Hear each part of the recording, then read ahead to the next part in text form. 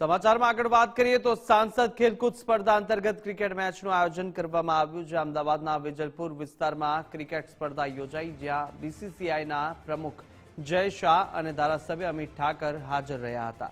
વેજલપુર વિધાનસભાની 136 ટીમોની સ્પર્ધા યોજાઈ હતી અને આ તરફ ફાઇનલ મેચમાં ખેલાડીઓનો ઉત્સાહ વધારવા માટે જય શાહ ઉપસ્થિત હતા, તો સાથે જય શાહે બેટિંગ કરીને ક્રિકેટ પ્રેમીઓમાં જુસ્સો વધાર્યો હતો। જય શાહની બેટિંગ સામે ધારાસભ્ય અમિત ઠાકરે બોલિંગ કરી હતી।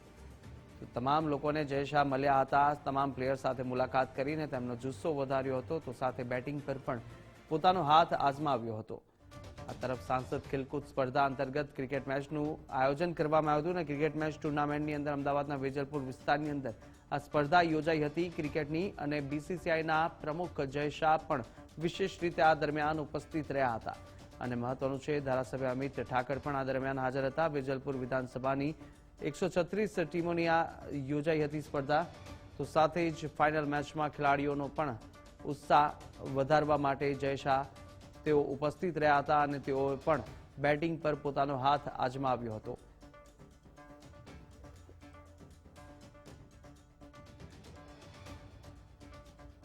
તો જય શાહે બેટિંગ કરી ક્રિકેટ પ્રેમીઓમાં જુસ્સો વધારતા જોવા મળ્યા હતા અને સાથે અનેક પ્લેયરોની અંદર ઉત્સાહ ઉમંગ સાથે આ સ્પર્ધામાં તમામ પ્લેયરો જોડાયા હતા।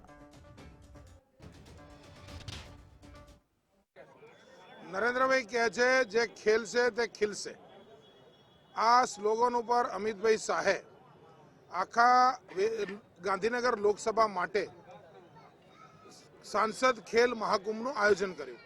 આ સાંસદ ખેલ મહાકુંભમાં વેજલપુર વિધાનસભામાં આ ક્રિકેટ ટુર્નામેન્ટની અંદર લગભગ 146 જેટલી ટીમોએ ભાગ લીધો અને આજે એની ફાઇનલ છે।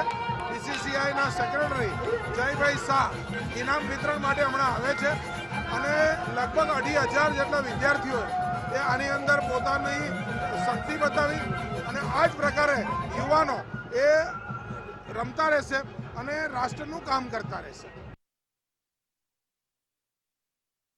તો પોલીસ સ્પોર્ટ મીટનું આજે સમાપન થયું કે જ્યાં 7 ઝોનની ટીમ કુલ 11 ટીમે ભાગ લીધો હતો અને સાથે જ જુદી જુદી રમતોનું આયોજન કરવામાં આવ્યું હતું।